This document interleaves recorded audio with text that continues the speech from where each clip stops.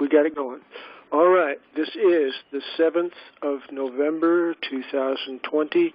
My name is Charles Stewart, and we are here to promote law and order in the United States of America and all around the world, including our Canadian friends. And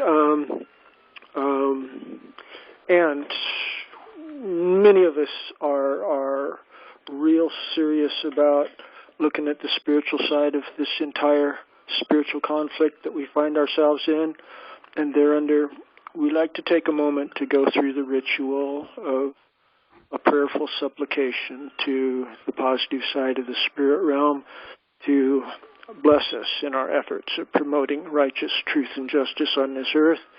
And hereunder, I would like to go ahead and take just a moment or two to set the tone humbly for all of us before the superior spiritual realms and the champions of truth and justice that transcend this physical plane. And so, without further ado, champion of truth and justice in the universe, under the Abrahamic tradition, Yahweh Jehovah, we humbly approach you in the name of your precious Son, Jesus Yeshua. Please send your angels and your Holy Spirit to guide and direct us. Help us to be well-focused and serious about carrying on the righteous side of this spiritual battle so that we may promote truth and justice on this earth in a courageous manner, but also help us to be humble before the cause of truth, so that we are not in error, that we are humble enough to self-correct when our brothers and sisters point out to us how we may be making a mistake in our ways of looking at the universe in this spiritual battle here. So, similarly as your precious Son, Jesus Yeshua, did 2,000 years ago, please help us to follow his example. And in his precious name, we humbly pray these things. Amen. Okay. Thank you all. I see Michael's with us. Excellent, Michael. Would anybody care to say hi? Just new people that have come in real quick. Anybody? Hear none.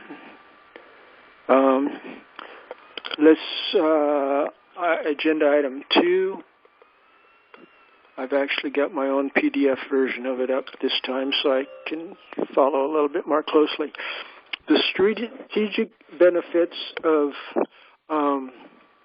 organizing all national and state communities along the model of 12 basic superstates. This gets into the spiritual foundation for the common law process that we're trying to invoke. There's been lots that has been lost because of the forces of evil. After the Jewish Revolution in AD 66, the Roman Empire burnt millions of books and texts. And similarly, after the Norman conquest of England by the Roman model of government, Roman Empire slave traders, they similarly burnt text and obliterated the history. And so, and the history is, we do have the legend of King Arthur, which in his round table, there was, if you study it, that according to the legend, there were 12 seats at that round table of King Arthur. And that's the legend of how common law tradition works. That's all we've got is a legend.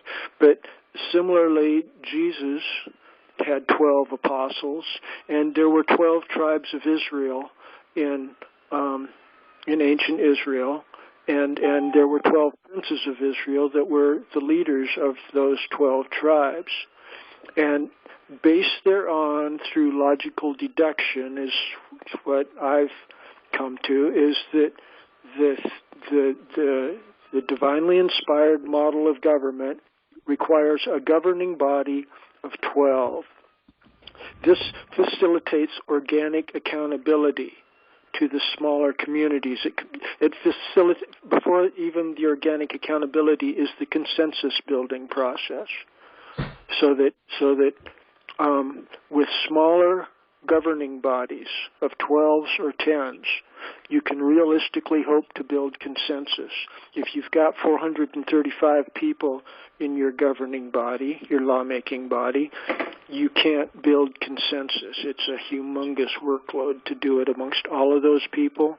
But if you arrange all the people in hierarchies where only the people that are elected to the higher levels are the ones with voting capabilities, then those people that have percolated up because of their skills in being responsibly self-governing people, they become the elite, the nobility, by election, by organic accountability. And from those, when you build consensus, then it's reasonably presumable that everybody underneath them that has elected them to their positions will consent to whatever policies are unanimously adopted from the inner circle of 12. And this plugs into the Seventh Amendment, U.S. Constitution, priority, level of higher law, that jury trial verdicts are a system of higher law. Jury trials only happen under the tradition and rules of the common law as articulated in that Seventh Amendment. And so through this multiple factors overlaying, here under it's promoting efficiency. Good afternoon. Today is July 9th, 2000. Some background noise there. Please mute. We're promoting efficiency in our model of government. Once we get enough people that are in the 12 positions of leadership for our nation, and I suggest our Canadian friends try to follow the same model. Once we get people in positions of leadership, we get enough people involved in our process from the grassroots bottom up, then we will be in an unadulterated and unhindered mode of procedure where we can confront the de factos, the corrupted form of Roman Empire model of government that is presently oppressing us all. We will be in a position of power under the authority of the higher law referenced in the Seventh Amendment. The Seventh Amendment doesn't clearly declare itself higher law, but by implication, there are multiple levels of lower level law, and the wording of the Seventh Amendment clearly implies that because no fact tried by a jury shall be reexamined other than according to the rules of the common law, once we produce our jury verdict, then nobody else can challenge our jury verdict unless they produce a similar jury verdict and they also follow the rules of the common law better than us, which they will probably never do. So this is the logic and reasoning behind the importance of the organizing under the 12 superstates model. And again, we're attempting to set the example of how to run jury trials according to due process of law, because a judicial decision is higher than a legislative decision. Anyway, I should probably put a wrap on that. Is there questions or comments? I'm thinking of going on to the next item. Unless there's questions or comments about how this general organizing process works and why we're so firmly embracing it as an alternative to everything else on the table. Any comments or questions on that before we move on to another agenda item? I yield. Charles, anybody? I do have one quick question, Charles, and forgive me because this has probably been something that I missed in the last couple of meetings. You said something about 12 superstates. Yes. Is your intention to have 12? I'm just trying to see it on the screen as I'm talking. To have 12 new republics form a union? I wouldn't word it precisely that way, but that's pretty close. Can you see the map that Lewis has brought up on the screen there? Yeah, I'm on my cell phone, so it's a little hard, but I can see it. I can get the general consensus of what's going on here.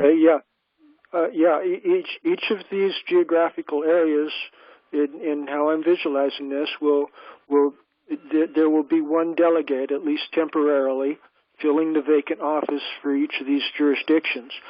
And three of the super states here are just single states: New York, Texas, and California, because they've got real big populations. But all of the others, the other 9 super states, are communities of states merged together, so that the population counts are approximately equal. We're concerned with what's called proportional representation here. Absolutely. So that each of the communities gets one vote and is carrying approximately equal of the burdens for the whole country. Mm-hmm. And it's designed to promote what really should be thought of as organic government. There's different definitions of the words organic law and stuff. They call the Constitution documents organic law frequently, and municipal charters for local cities and counties and stuff. They call that organic law, but it's statutory licensed franchise. It's not really organic, you know. But yeah, that's the brief explanation, Shane. Did I explain adequately there? Absolutely. I was wondering exactly the direction, because I was trying to envision, would you be keeping the same 50 states as is and going forward that way? And I didn't see that as too feasible. I've always thought of some way to break down the United States into larger regions that were more similar and could work together in this communal way. So I was very interested to see that map. All right. Thank you. I'm glad you can see some merit in what we're trying to promote here. Absolutely. All right. Is there any comments or questions from anybody else here? Hearing none. Let's cruise on down to get my glasses. Agenda item 3, organizing locally townships, precincts, and counties. Yes. And perhaps Lewis can you pull up a couple of those documents, maybe, Lewis? We've constructed documents that show how to organize at the grassroots level. See, we can organize at the same time, both nationally and locally. And the township is the smallest unit. It's the 10-household unit. That's the grassroots level where we're starting to organize. And we've constructed documents here that explain how to do this locally. And yes, notice of the formation of responsibly self-governing communities. Maybe we can hold on that one just for a moment there, Lewis. I'd like to, this document really gets into the nuts and bolts of how and why we have lawful authority to form our own townships and precincts as responsibly self-governing communities locally. And as the header there indicates, this document is not only designed to be a foundation for our people that are trying to form the self-governing communities, but it's also designed to be presented to the presently existing de facto government that's already in place, your local city council members and county attorney, city council and city attorneys, and county council and county attorneys, and county sheriff and chief of police. See, when we present documents like these to the powers that be, the governing authorities of our local jurisdiction, they've had constructive notice. It's being presented to them. And near the end of the document, we're asking for them to respond in a timely manner. Louis, can you maybe scroll on down to that end signature line there, too, where there's a final phraseology there that, yes, let me pull it down on my copy so I can see it. Constructive criticism of all statements made herein are invited. All parties have any objections to our declarations made herein. Please declare your lawful basis for such in a prompt and timely manner, or else stand presumed to have agreed by default as to the truth of these declarations. Okay? And I believe I'm saying the same thing in other areas of the document, along with the constructive notice of treason document. And see, this is standard commercial and administrative process that they usually function under. And so they're familiar with the concept of defaulting in response to issues that have been presented before them. And they usually... Charles, if I may, what page were you reading from? What page? The last page on the document, page 15 of 15. 15? Okay. Yeah, just right above the signature line there, the last little page. Okay, yeah. Thank you. Yeah, you've got it there. Yeah, that's it, Louis. And so this is basically a cakewalk. All we need is people with the courage to begin confronting their governmental authorities, their Roman Empire model of governmental authorities, not only locally, but all on up the chain of command. Your local county commissioners, your state representative and your state senators, and then your federal representatives and your federal senators, and your state governor and your state attorney general, and you've got the moral high ground and the legal high ground. This is a situation wherein they're creatures of darkness, and they probably will not engage with us in discussing the merits of these bold propositions. And but they're also moving forward in an aggressive manner with their coronavirus medical emergency declarations and everything like this. They're advancing a military form of tyranny over us. And so this is putting a line in the sand.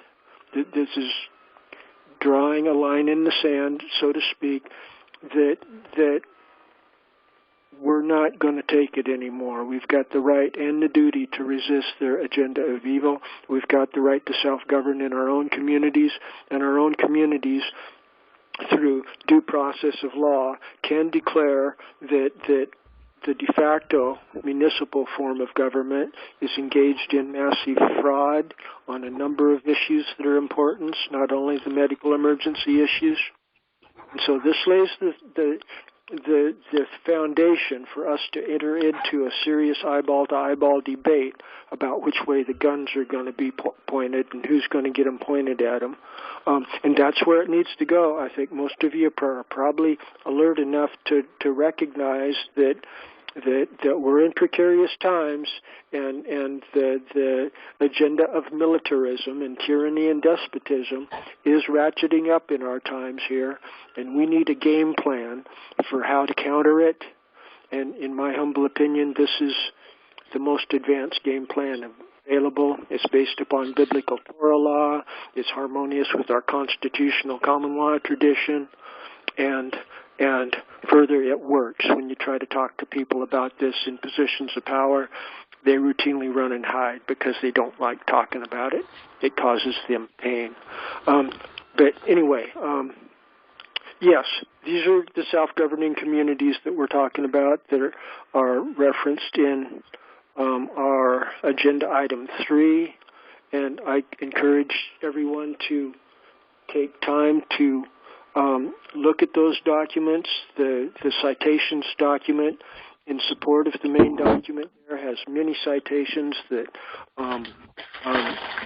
exact what our authority is in law to be doing things like this. I'll pause for a moment there. Comments and questions from anyone?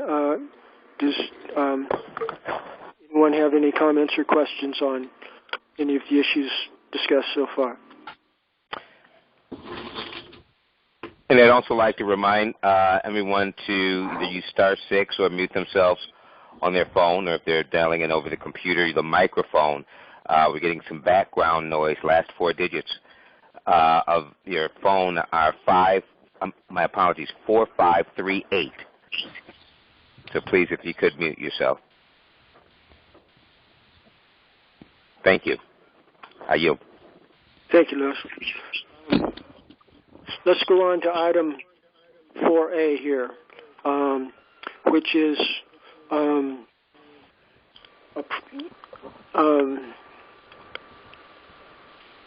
our process for affirming who is a qualified elector.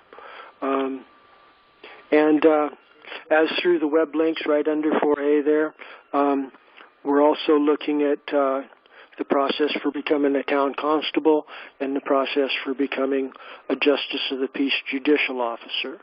The qualified elector status is, thank you, Louis, for bringing those up.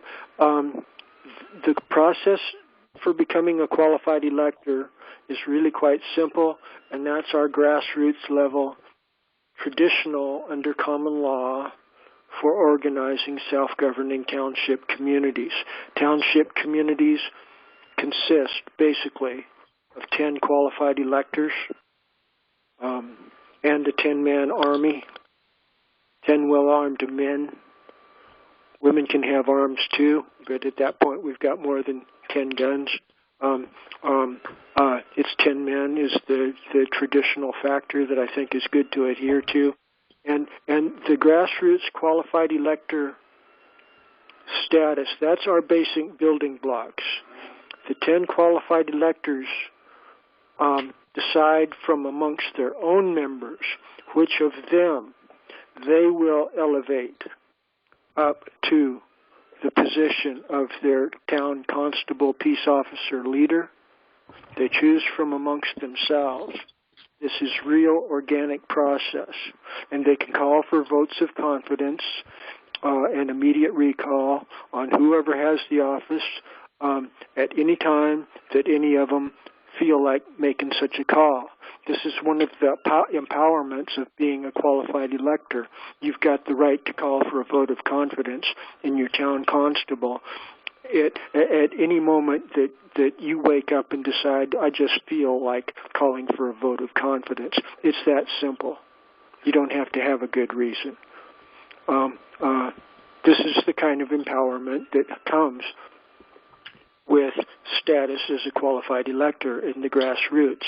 I'd like to repeat a citation that's in the citation document. I don't want to look it up right now, but it defines a freeman as a member of a 10-household community, and it goes on to say that anyone who is not governed by a lord, aka a town constable, is unworthy of a freeman's right. And apparently in England there were people like that. They just wouldn't cooperate. They wouldn't go with the divinely inspired program. They didn't want to be part of any group, and so they were just out on their own.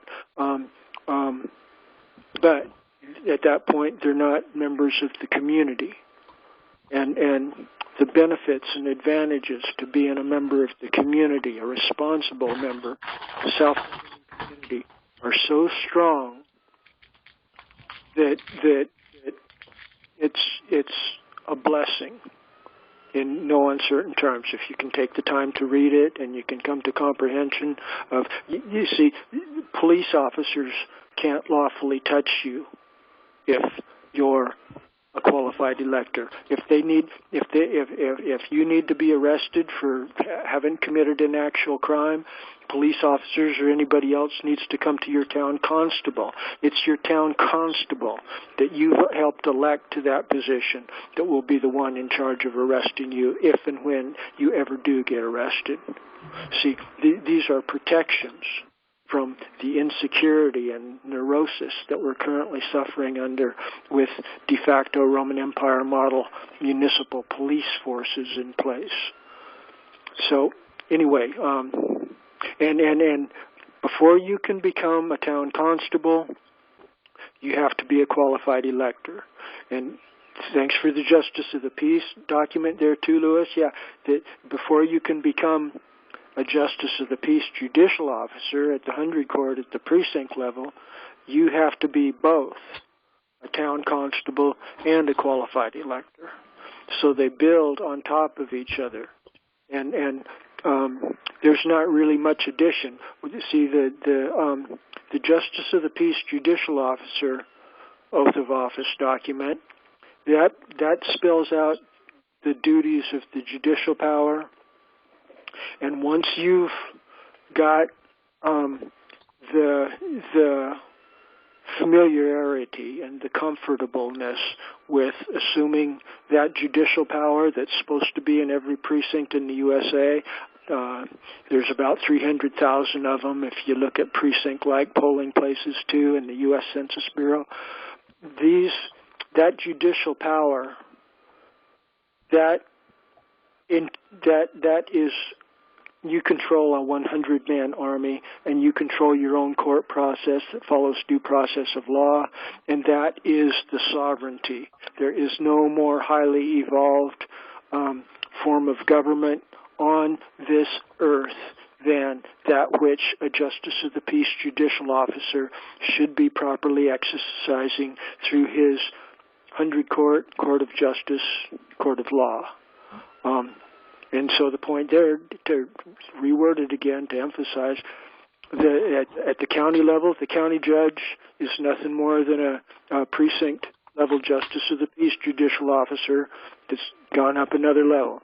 His duties are exactly the same. Just to review, for the county judge, county sheriff, the county sheriff and county judge should be merged into one entity. There was no separation of executive and judicial powers in common law at all, and there was no separate executive sheriff and separate county judge. They were merged into one office. And similarly, on up to the state level, by logical implication, the judicial officer of the chief judicial officer of the state would also be the governor of the state, and similarly on up further through the super states and everything to the national governmental level.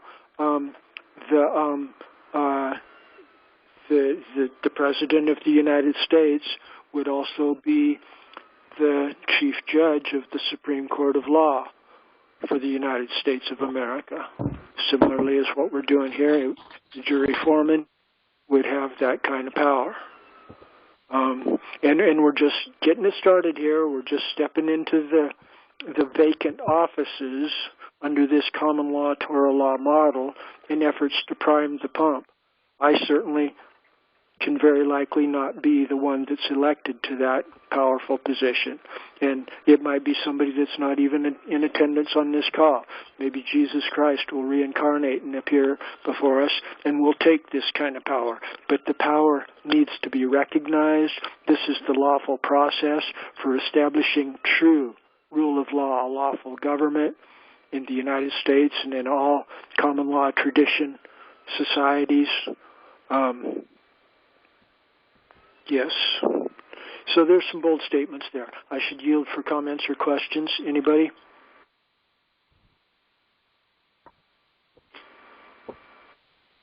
Anybody?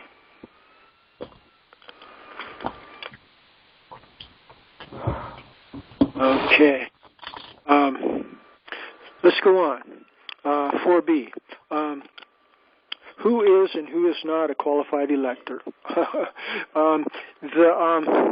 This discussion frequently gets quite heated. There's a number of people in our general circles here that are deceivers.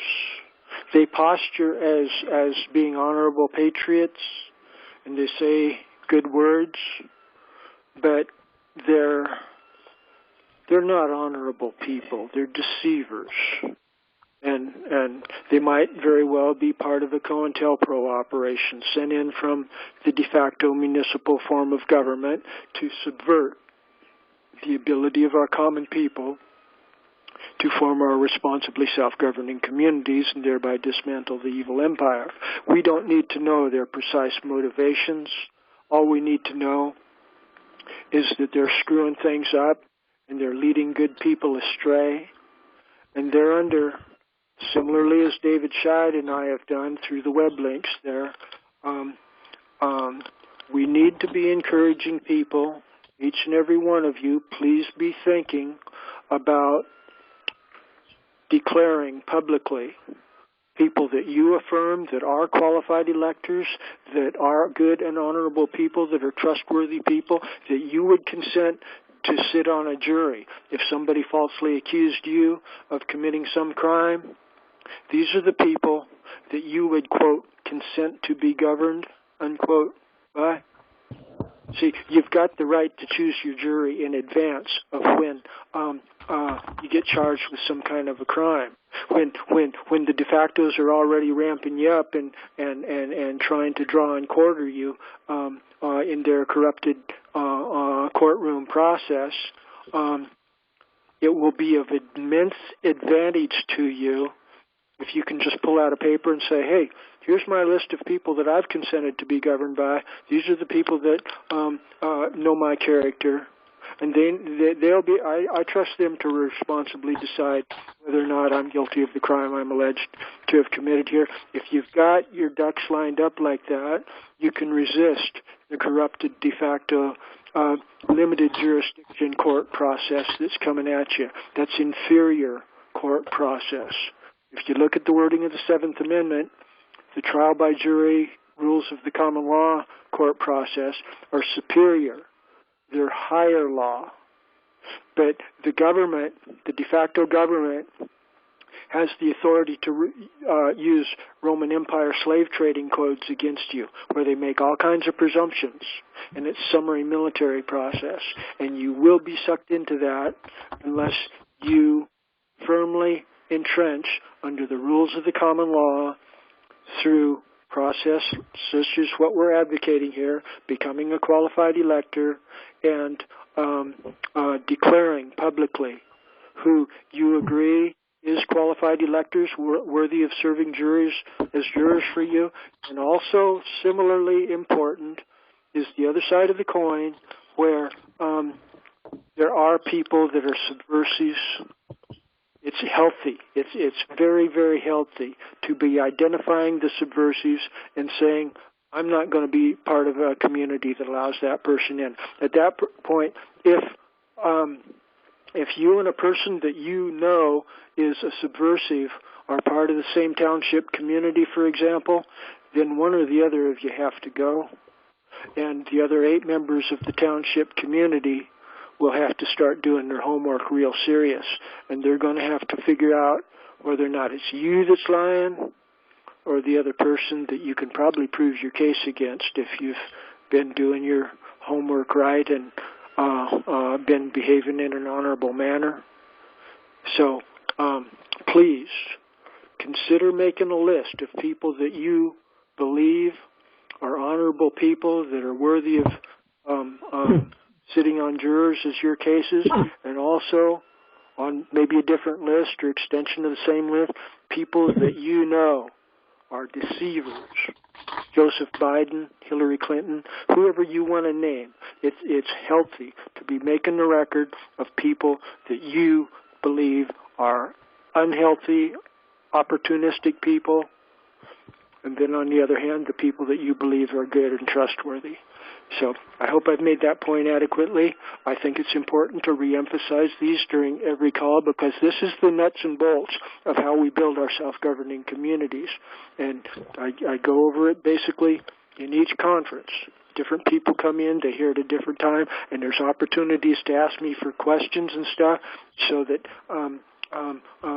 people that think I'm absolutely stark raving crazy, you can challenge me on it.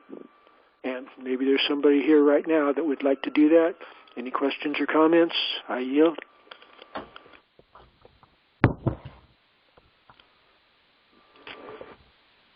Anybody?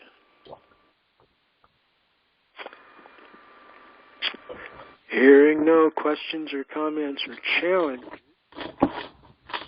let's cruise on. 4C. New cases to be placed before our Supreme Court of Law.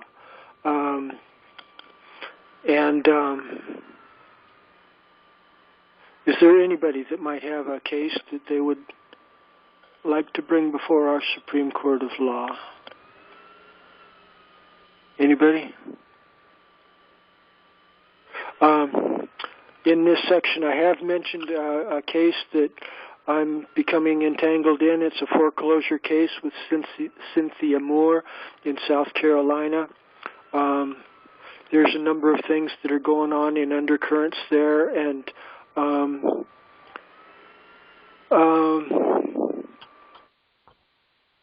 it's in the mix, and we just discovered there's an order already in place where so-called master in equity judicial officer has presumed to empower the bankers' attorneys to move for a writ that can forcibly eject Cynthia from her home with very little process, probably not even any hearing. So anyway, there's a lot going on there in the foreclosure realms, and I'm sure similar problems are affecting our friends in Canada and all across the globe. And in terms of common law, every single one of those foreclosures, they do not have lawful authority to evict you based upon simply a default in failure to pay mortgages. Even in modern American case law, that's against the law to evict a person. A mortgage foreclosure judgment, trustee sale, or foreclosure sale, that all of that is just a lien on the property. The issue of rights of possession is an entirely different form of process, and that requires a prior peaceable possession by the bankers or their attorneys or something like that, and they never have that.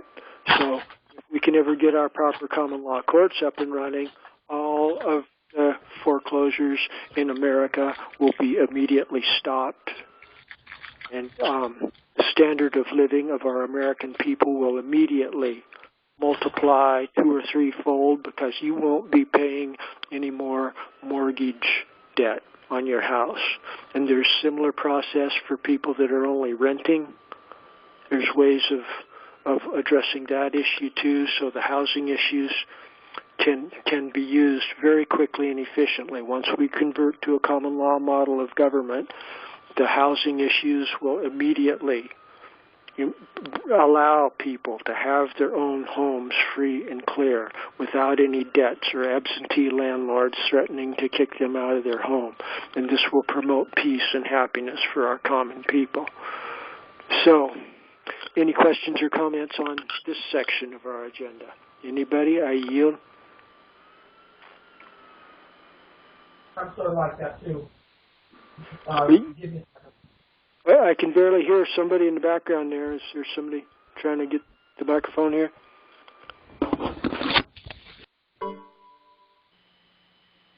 Maybe not. And item 4D, would anybody like to step forward and place any new items on our agenda for next week's conference? Anybody? Nothing? Let's go on to item number 5, which we're revisiting again. We, in our last week's conference, we got a 6th juror to agree to sign on to our jury verdict that we're declaring that there is not adequate evidence to presume that there's a medical emergency through this coronavirus thing. We've highlighted the point in our documents here that the so-called coronavirus has not been isolated in any laboratory proceedings. It's all conjecture by morally compromised scientists that are in the service of the pharmaceutical industries. They have not isolated the virus, and there's multiple reasons why. This entire coronavirus thing is a fraud at the get-go, and people, a lot of us like the results, the symptom of this underlying problem is people wearing masks all over the place, and people are insisting on other people wearing masks, and some of us are getting angry about that. But I dare suggest, and the isolation and the quarantining and the shutting down the businesses and things like that, all of those are symptoms. Those are resulting problems from the underlying lie that the coronavirus has been legitimately identified in the first place, and thereunder that it is actually causing health detriment, illnesses in people. These things have not been scientifically proven, and our complaint here that Abraham Duran has agreed to bring before the court, and Jim Bleakley and 4 others and myself have all agreed basically to sign on, subject to final review, that this entire coronavirus thing is a fraud. And people inclined to argue about the masks, please put that on the back burner. The argument that's better to make is that no coronavirus has even been proven to exist as to cause diseases here anyway. We know coronaviruses exist. They were with us way before this emergency was declared. Coronaviruses are really quite common, but they have not identified isolated a specific virus 19 like they're talking about, or shown anything like that to be the cause of illnesses. So that's the issue to be talking about as the main issue, and then thereunder you can talk about how the masks cause additional disease through rehaling your carbon dioxide and causing germ environments on your mask and stuff that you're breathing back in and out. So anyway, I'd like to open the floor to discussion about the merits of this counter-complaint that we're bringing forward here on the coronavirus militarism response. And I'd like to also at the same time ask if there's maybe a 7th person here in our group that is comfortable enough and outraged enough about what everything's going on here, that maybe you also would help us get towards our ultimate goal of 12 signatures, 12 people willing to sign on to this jury verdict, whereafter we can really start confronting the evil militarism agenda that's coming at us here. So, with that being said, is there any comments or questions or volunteers to serve as a juror here? I yield.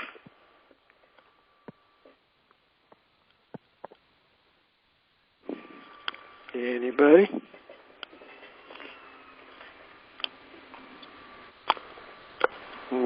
having fun. I'm doing all the talking.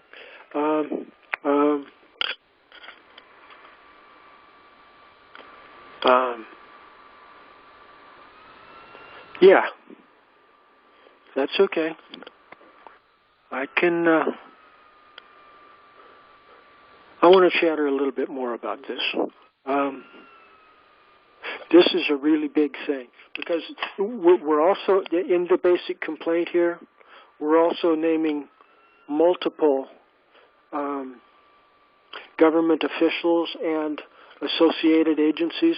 We're naming the Federal Reserve Bank and individual 12 bankers, the 12 Federal Reserve District banks.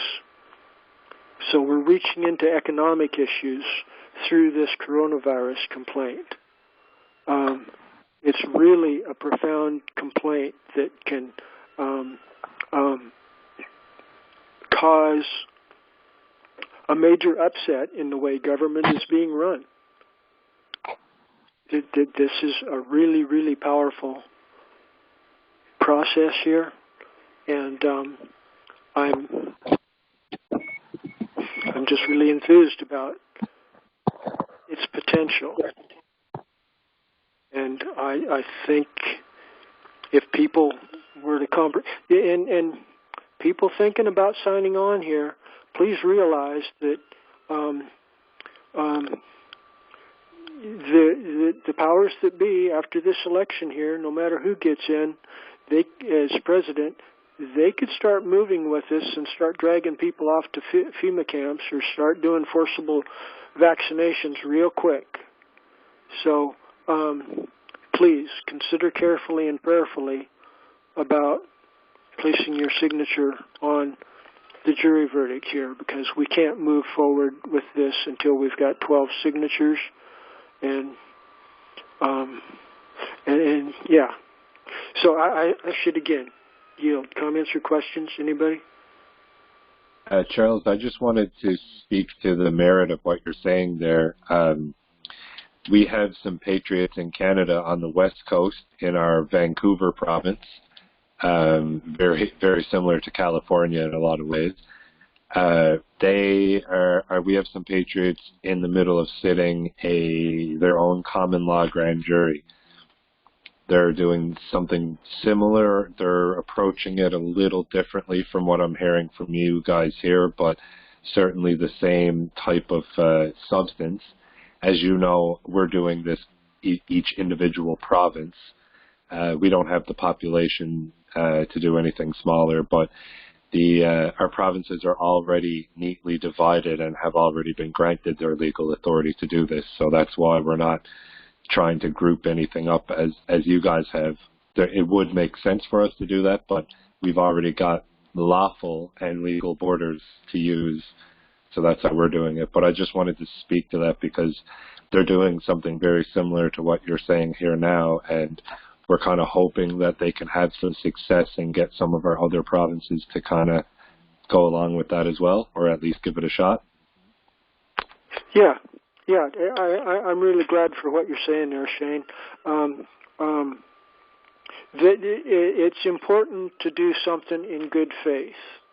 And to make the record, and it's a dividing process between sheep and goats, and even if you've got technicalities in your wording wrong, if the basic spiritual side of the battle will be separating the bad guys from the good guys generally anyway. And you might get 1 to 5% of your population shifting around, but generally speaking, you'll have already laid the foundation and done the homework by doing things similar to this, and so you'll be farther. You will have progressed further. By starting doing exactly what you're talking about there, Shane, and that's good, and I salute you guys for doing that. As time goes on, I'm sure we'll have opportunities to coordinate, and maybe you guys will be showing me things that we're doing wrong here. And I hope that you guys will be open to constructive criticism from us about how to improve what you're doing, because it's all a spiritual battle, and we've got the same Israelite Torah law and Anglo-American common law tradition that we're trying to get back to the roots of, if I'm not misstating the case there. And they're under, we constructive criticism, people working together, steel sharpens steel. These are important concepts to have clearly in our mind as we're building organic self-governing communities here. So, yeah, thank you, Shane. Yeah, comments or questions from anybody else on how the discussion's going here?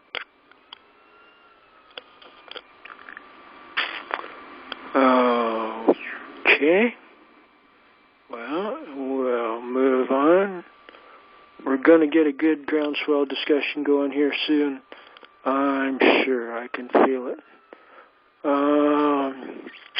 Agenda item 6. The constructive notice of treason. Yes.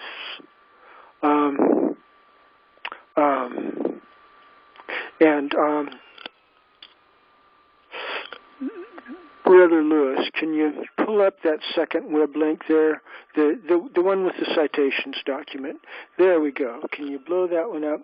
This is something that I did read last time, and I'm kind of thinking about reading again this time. And because I didn't give Lewis opportunity to have this document on the screen last time when I read it, and I think it will be more clear to people as we're proceeding here. When we have the words on the screen, and people can see that we've got a United States Senate report, number 93.549, talking about emergency war powers statutes. This United States Senate report was produced in 1973. Okay, and as the text clearly indicates there, and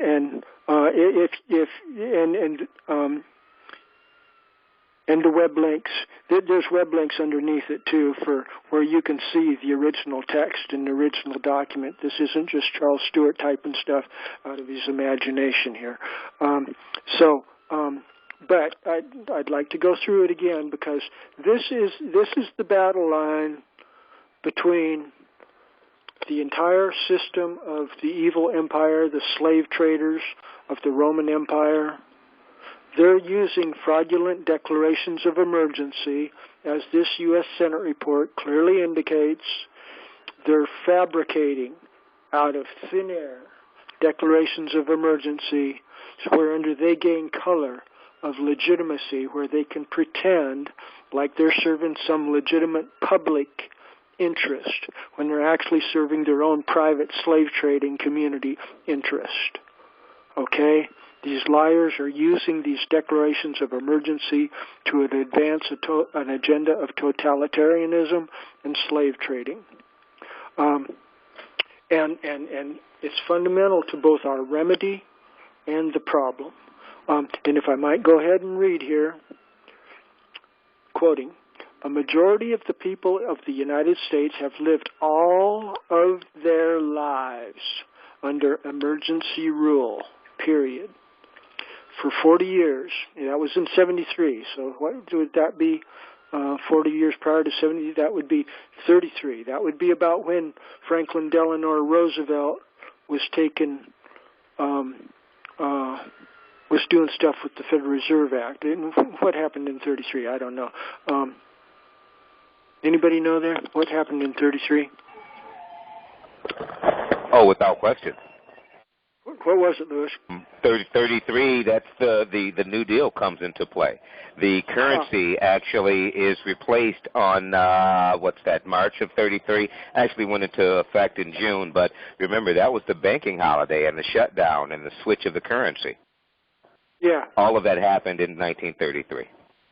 Yeah, they contracted the money supply and foreclosed on all kinds of farms and everything, right? Exactly, and they actually switched the species of currency that we were using, that the people were using at the time, going from a currency backed by value to the Federal Reserve note. Mm-hmm. That was done during the banking holiday of 1933. Yeah. So this financial system came into place at that time. So that's exactly what is being referred to here by the reference to 40 years in this U.S. Senate report document, isn't it? Yes, I believe so 100%. Yeah. And Charles, what Lewis just said cannot be overstated. The importance of people knowing what occurred on the exact date he was just saying and exactly how it happened, and now the result of.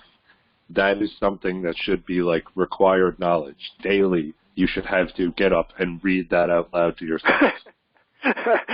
Yeah. Thank you, Shane.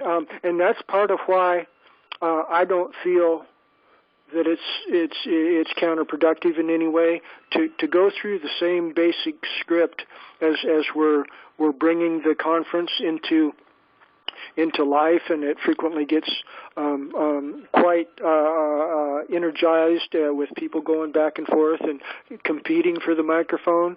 But as we're starting out here, frequently it is kind of slow. And but the issues that we're discussing are bedrock. They're so fundamental that each week we need to go over them. Every time we do our conference, it's good to go through them, and we can just kind of fast track some of them that are not of current interest. But when we get to specific issues like this, it's good to take some time and refamiliarize everybody with exactly what's going on. If there's no comments or questions further, I would like to continue reading on. Any comments or questions, or can I continue here? Charles, just that I think if Lewis was up for it, because his voice is aesthetically pleasing as well, I think a little recording of him giving a quick synopsis of that could be something that you could share out to members, or members could share to other people in their lives, and that might be just another way to get that information out, because it is of vital importance for people to understand that. Well, thank you for that suggestion, Shane, and I can't help but think that Lewis's quality of voice. Lewis, would you be available? Could I draft you to maybe do a reading of this U.S. Senate report, the couple paragraphs there? Would you be up to that, Brother Lewis? Okay, let's. I'll give you a couple of paragraphs here. I didn't mean to put you on the spot, but I just your cadence and the way you explain things, it just comes off really nice. I think people would be more appreciative of that as opposed to other ways or other mediums. Well, I'm just keeping myself muted. My wife goes through her cleaning ritual, and she plays music while she's doing it, so that's why I've got some background noise here. So as long as that does not interfere, I don't have a problem adding a couple of paragraphs here, Charles. So let me know if it's too loud. Please go ahead. Sure. So we were at it for 40 years. Yeah. Freedoms and governmental procedures guaranteed by the Constitution in various degrees been abridged by laws brought into force by states of national emergency. The problem of how a constitutional democracy reacts to great crisis, however, far antedates the Great Depression. As a philosophical issue, its origins reach back to the Greek city-states and the Roman Republic. And in the United States, actions taken by the government in times of great crisis have, from at least the Civil War, in important ways shaped the present phenomenon of a permanent state of national emergency. American political theory of emergency government was derived from John Locke, the English political philosopher, whose thought influenced the authors of the Constitution. Locke argued that the threat of national crisis, unforeseen, sudden, and potentially catastrophic, required the creation of broad executive emergency powers to be exercised by the chief executive in situations where the legislative authority had not provided a means or procedure of remedy.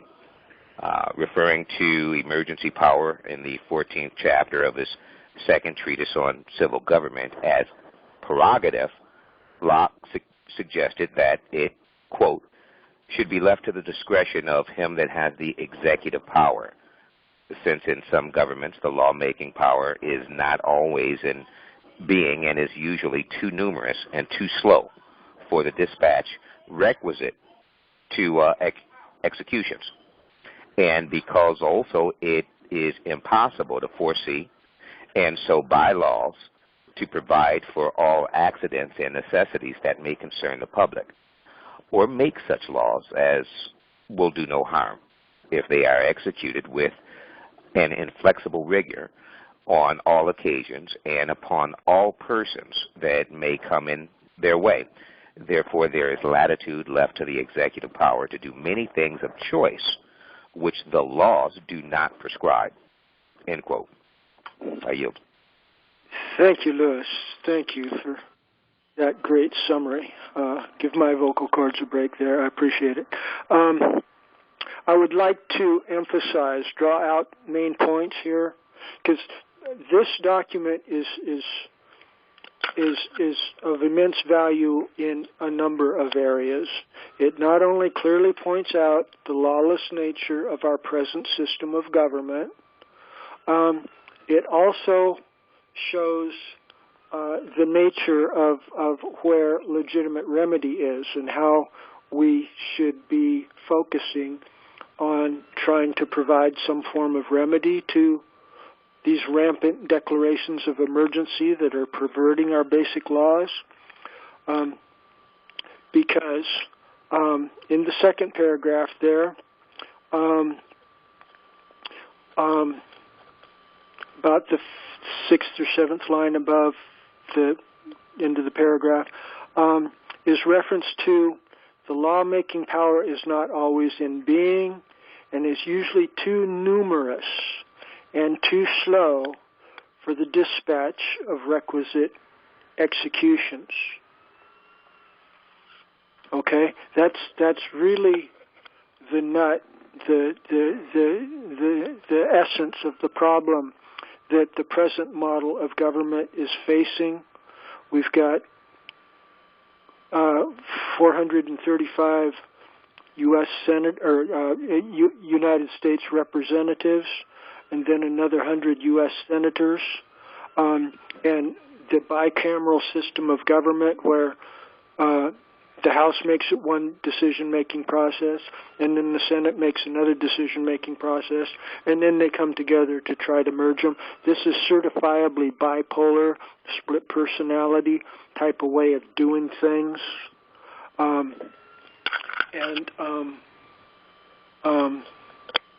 In contrast therewith, the deductions that are reasonably inferred from the common law tradition and the Israelite Torah law traditions indicate that the supreme governing body should consist of 12 members, and therefrom is drawn the chief executive officer in terms that are comfortable with this Senate report and the writings of John Locke. The writings of John Locke are basically meritorious in a lot of ways in the manner that he describes it, but it's painfully absent from his writings and his discussion here. is any reference to the common law tradition as it existed prior to the Norman conquest of England in 1066 AD. And I have trouble believing that Mr. Locke was ignorant of that. So I think Mr. Locke is similar to what I described in previous conferences. Mr. Blackstone also referenced beautifully that the ancient pure common law was based upon the Torah laws of Israel through Exodus 18. Mr. Blackstone directly quoted Exodus 18 with this hierarchy of tens and fifties and hundreds and thousands, which are the basis of true common law communities of townships, precincts, and counties. But see, we've got people like Mr. Blackstone and Mr. Locke giving us part of the truth, and that's very valuable that we're getting it. Like this U.S. Senate report is very valuable, what we can get from these people, but they're not really giving us the whole truth. Thank you for highlighting that so efficiently, Louis. They're not giving us the whole truth. They're not explaining to us how in ancient times there was manners, there was forms of government that were not too numerous or too slow for the dispatch of requisite executions.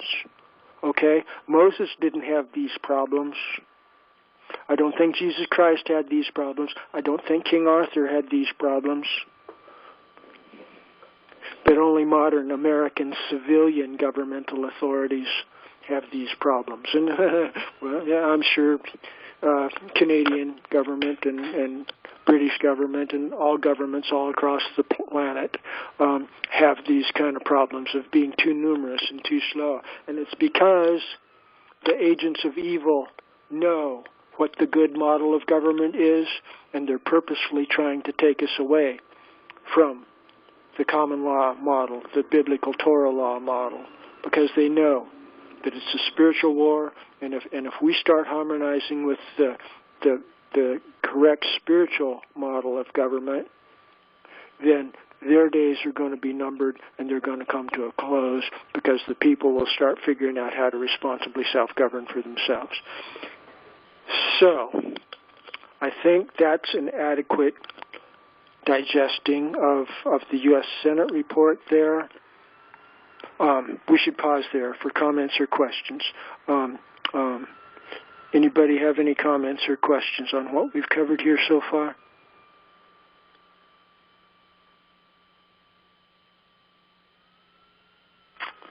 Hearing none. Okay. That's a really important one there. But let us proceed on to discuss Agenda Item 7, which is of particular relevance on this day because this discusses the Electoral College. And I've emphasized before that the Electoral College, that word elector, that's a common law term.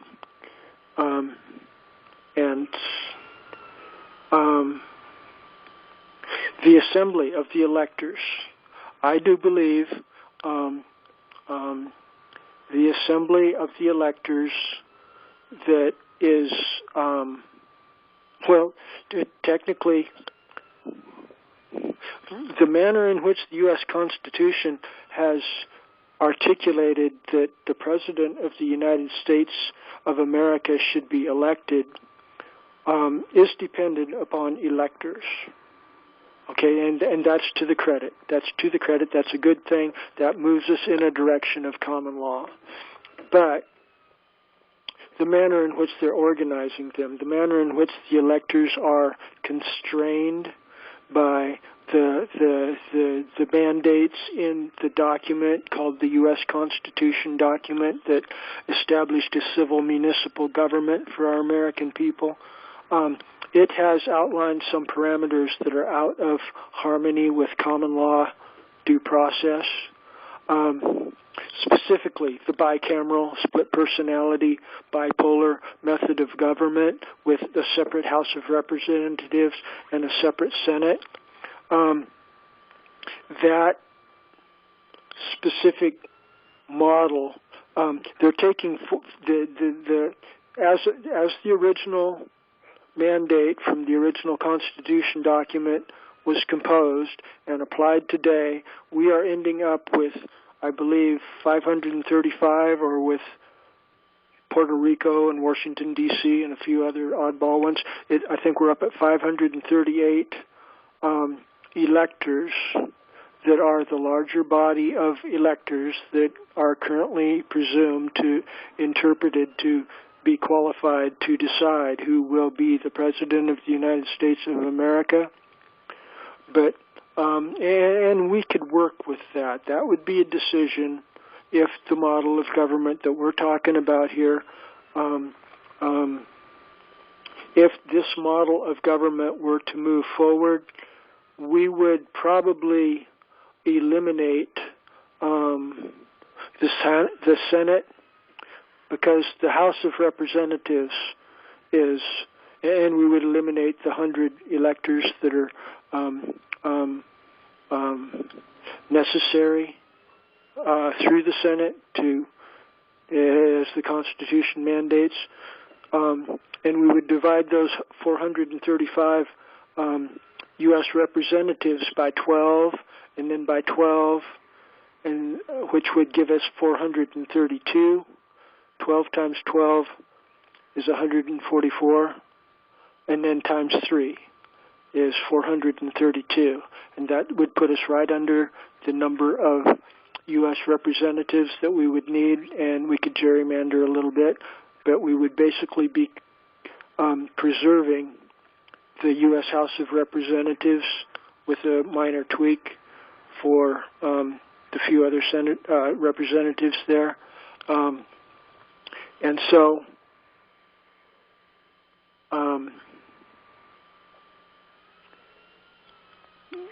to put it into modern context, please take a step back and realize that as these ideas, these points are being applied in our modern society, we're looking at scenarios of exactly right now what's going on between Mr. Trump and Mr. Biden. There is a similar situation that I think happened in the year 2000, where there was an election contested between George Bush and Albert Gore, and the U.S. Supreme Court stepped in and made a final decision in favor of George Bush in that case, and that is so dysfunctional with any theory of rule of law or accountability to the people. That is not an organic process. And I am apprehensive that there may be another situation looming in the contest between Mr. Biden and Mr. Trump, where it will go to the Supreme Municipal Court of the United States of America. I think chances are over 50% on that now. And thereunder, we need to be in position. Let me rephrase that. I want to do everything in my power to build a community of people that will be in position to take advantage of opportunities that may arise as the office of the president starts breaking down, if and when it breaks down. Michael Zarzano here from Florida, he's been, with some credibility, I dare suggest, predicting that he thinks it's likely that Nancy Pelosi for at least a short period of time, will end up being the occupant of the White House, the chief executive of the whole country here. Michael, I see you're in conference here. Would you like to chime in a little bit and maybe explain why you've been referencing that as a serious possibility here? Well, it's on Tuesday night, I was on a show in Sarasota, Florida, and they asked me what I thought was going to happen in the election, and I immediately said that I felt that Pelosi would be the next president, interim, and that there's going to be a lot of trouble. And that's apparently what's happening so far. I don't think we're going to see Biden put into office before January, and if that happens, then Pelosi is most likely to be president.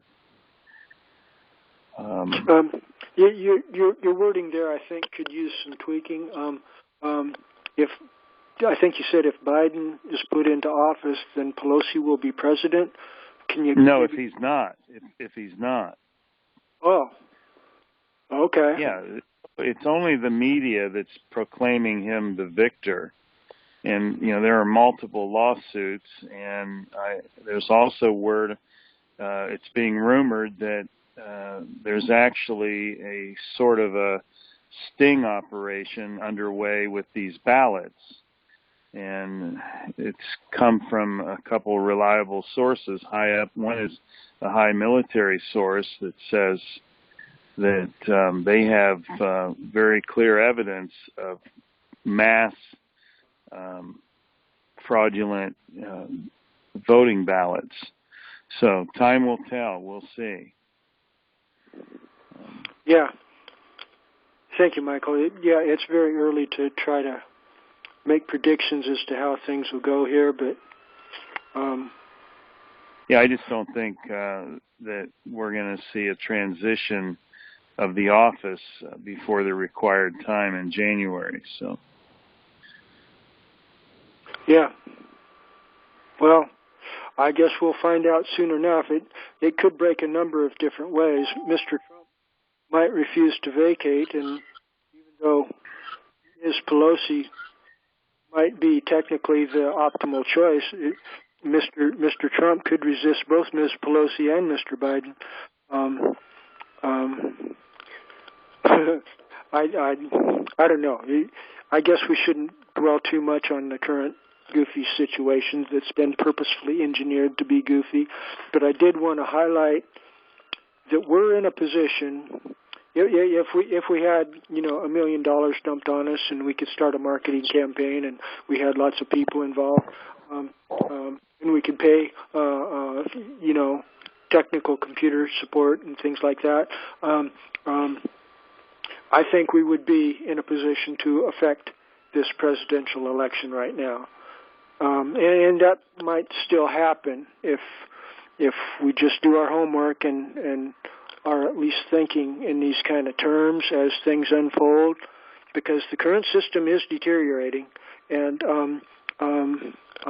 we definitely need options, Plan B, Plan C, Plan D, Plan E, so that we can land on our feet if crazy stuff starts happening, rather when crazy stuff starts happening, because this system is unmaintainable, and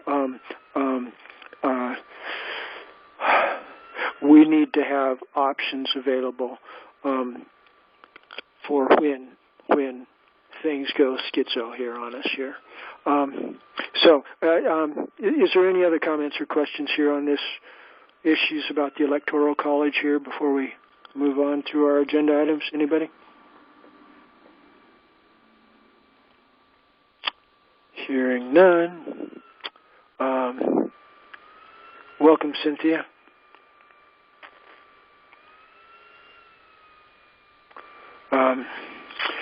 Our agenda item 8 is economic issues, including a discussion of alternative currency and banking systems, and also issues related to how to engineer economic support for our local, responsibly self-governing communities.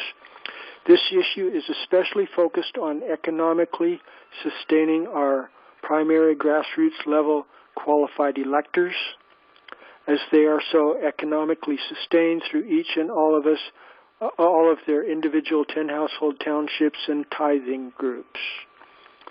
We hereunder also expect to discuss cutting-edge grassroots empowerment, which is available through responsible and strategic use of the Uniform Commercial Code, and this along with explanations of how securing holder in due course status legitimately and significantly empowers modern activists to discharge debts of any and every sort, and which they might be presumed to be owing to other people, corporations, and or governments. And we've got a document composed incompletely. It's still rough around the edges, but it is web linked there, and it discusses a number of important options there. And again, Michael Zarzano has been influencing our discussions by proposing that we should be targeting a criminal complaint against the Federal Reserve banking monopoly, similar to what we're doing with our coronavirus jury verdict. Such a proposition inherently requires discussion of the alternative economic systems, which are generally being considered in this larger category.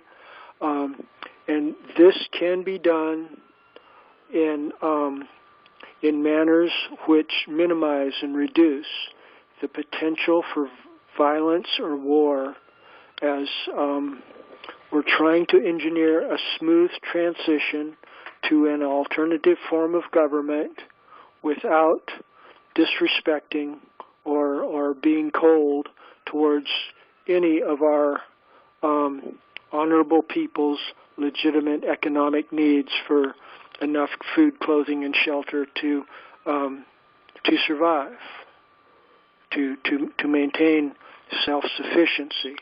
There should be a minimal standard of living for everybody that is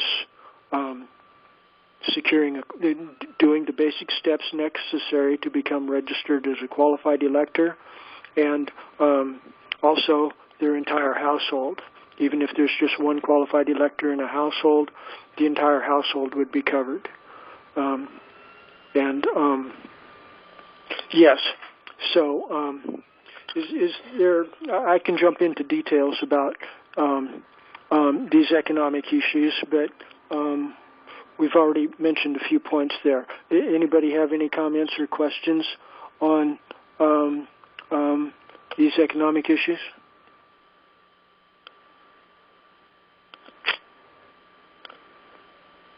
Hearing none.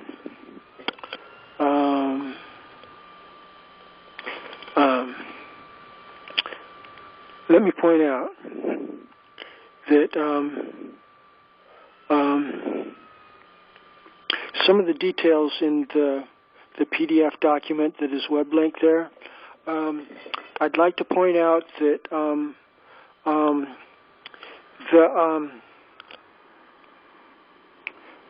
the present local police departments and sheriff's departments that are operating similarly as municipal franchisee police departments, those police departments have people that are on a regular municipal payroll that are administering force within our local communities, and they're routinely administering force in unlawful manners. When we have alternative economic systems based upon the Uniform Commercial Code that gets us away from the Federal Reserve banking system, then we can give a raise in the standard of living to all police officers and sheriff's deputies that are willing to convert to common law jurisdiction peace officers, we can raise their standard of living by 10%. And this should incentivize them to quit enforcing municipal slave trading codes and rather to partake with us in enforcing the peace, keeping the peace, prohibiting breaches of the peace. If there's no breach of the peace officer needs to just kick back and put his boots up as he sits on his front porch, thinking that everything's good here. We got peace. My duties are completed. And he don't have to take his feet down off of the bar on his front porch until somebody breaches the peace. And if nobody breaches the peace, then he can have his whole day just not doing nothing because everybody's happy. It's a good thing.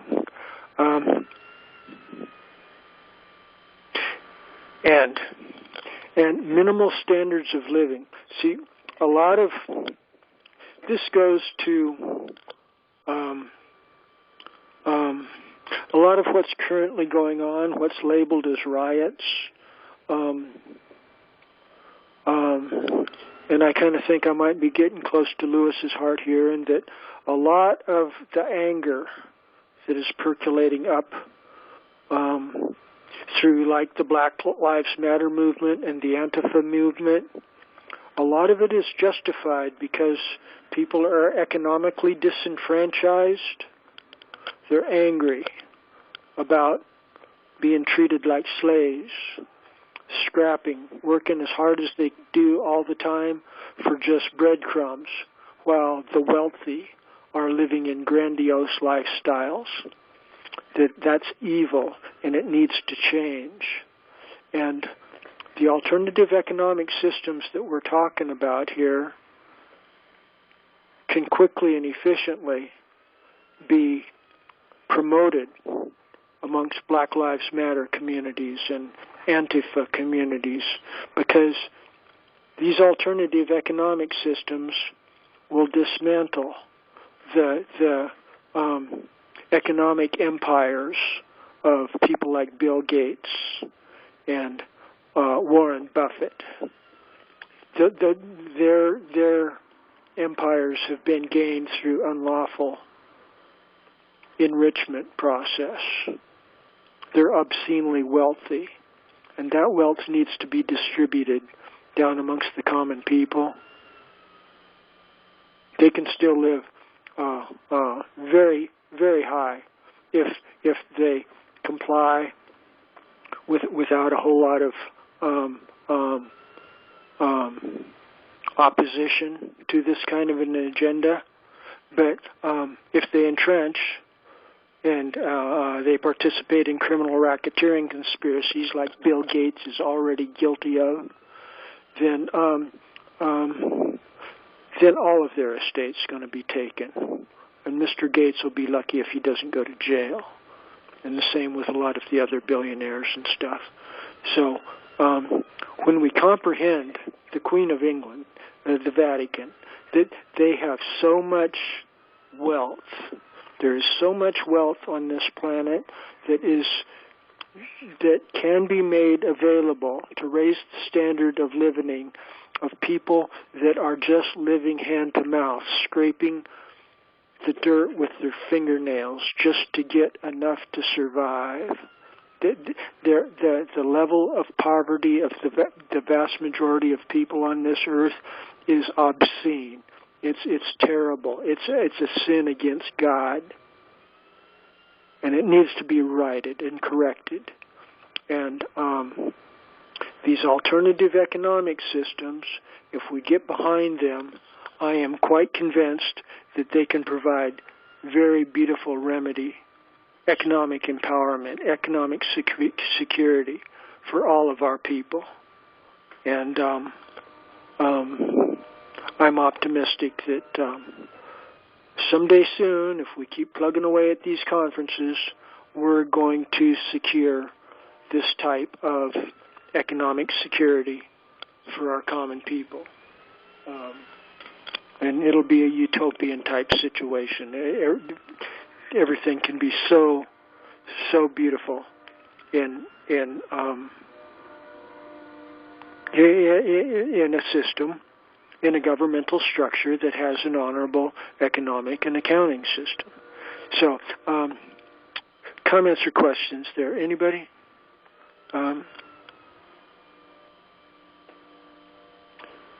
Comments or questions about economic policies?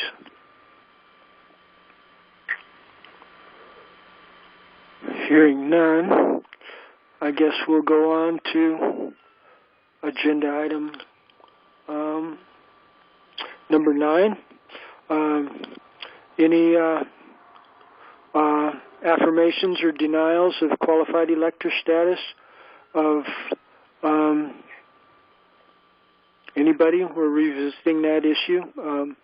Anybody? I'm willing to affirm that everybody here is a qualified elector.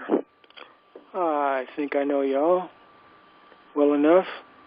Roland's kind of new there from Polk County, Florida, but I'm inclined to believe he's a qualified elector, and if I see something that he's doing that's wrong later on down the line, I'll him or anybody, I'll revoke it. I'll take it back. I'll quit certifying them as qualified electors. This is how organic government works. It's a moment-by-moment thing. And if at any moment somebody goes schizo and starts acting like a criminal, well, the rest of us need to recognize it at that moment and thereby decertify the person as a qualified elector. You can't just all of a sudden change your mind and start acting like a criminal and still expect to retain your qualified elector status. It's a continuing organic process where you need to maintain your qualified elector status at all times, or else you're going to be called to account for it by the other qualified electors in the community. Comments, questions on that? Anybody? Hearing none. Agenda item 10. Our friends in Canada. Shane, you stepped away from the screen there. Are you available to maybe give us an update on? No, Shane indicated through chat a little while ago that he's got to had to get his little one to bed, and signed off with his contact information in the chat box. Okay. Well, thank you, Shane, and thank you, Lewis, for bringing me up to speed on that. I wasn't watching the chat box real well. Agenda item 11. What have I got there? That's the racial violence issue. We've got a pretty tame audience here, Lewis. You don't feel like touching on that at all, do you? Following your lead, Charles. Yeah, go ahead there. I see this mic is not on.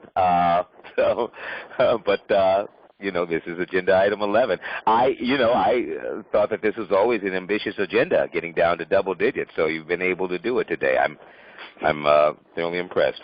I yield the floor. Thank you. Well, it wouldn't have happened if we had our normal level of discussion, but our audience here is just a smidgen thin. I would like to point, not directly related to this, but Abraham sent me a web link, and I think I may have mentioned it in the last conference, that there's people in Minneapolis that have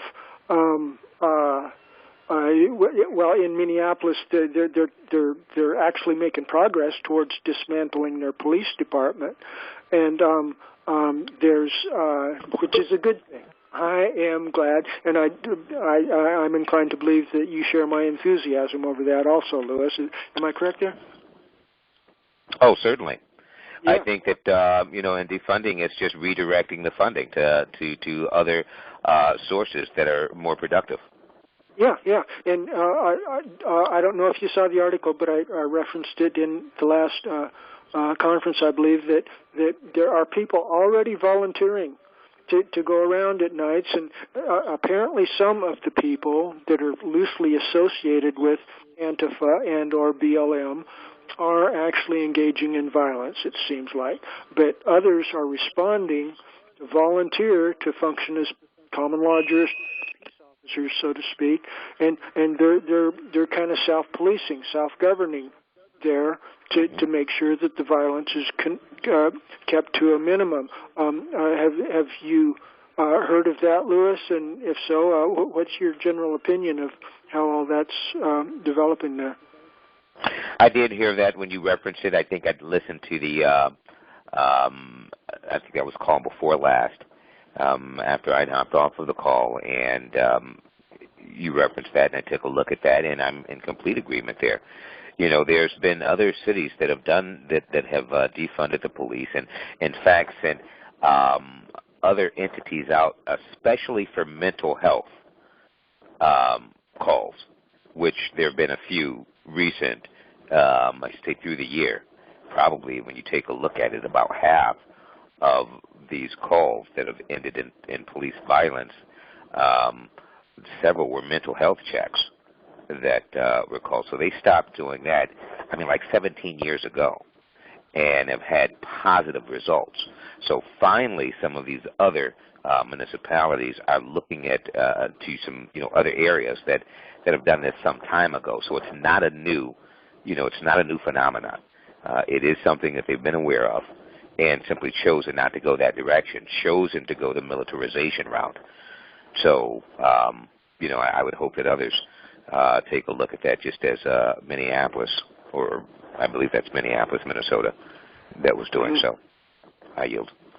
Yeah, thank you, Louis. Oh, I also agree with you on one other time. I didn't unmute quick enough, but when you were discussing the bicameral setup of the government and how bipolar or schizophrenic, in fact, it is, and it is just that. So the Senate, which represents the states, not the people, to say that it's we the people and the power, the people have the power, and then to install bring it to existence an entity that is above the House of the people. It's actually the senior house, or the upper chamber, as they like to refer to it, is just it's nonsensical. So you've immediately created an entity and installed it above the House of the people, where it's direct representation of the people. Yet it makes absolutely no sense. So I yield. Thank you, Louis. Thank you for affirming that. When people contemplate the insanity of the present model of government, I just want to pull my hair out when people start talking about how divinely inspired the Constitution is, and how George Washington was such a godly man, and Alexander Hamilton and the other founders. I just want to pull my hair out, because that system was engineered to treat the average working class American as a slave. That's how it was engineered. It was just what they did. The English government under which we were previously existing was adulterated with the Roman Empire municipal model of government. That's why it became tyrannical and oppressive, and the King of England and Queen, they became more like a Roman emperor, a god king, than a king under the rule of law, under the rule of the common law.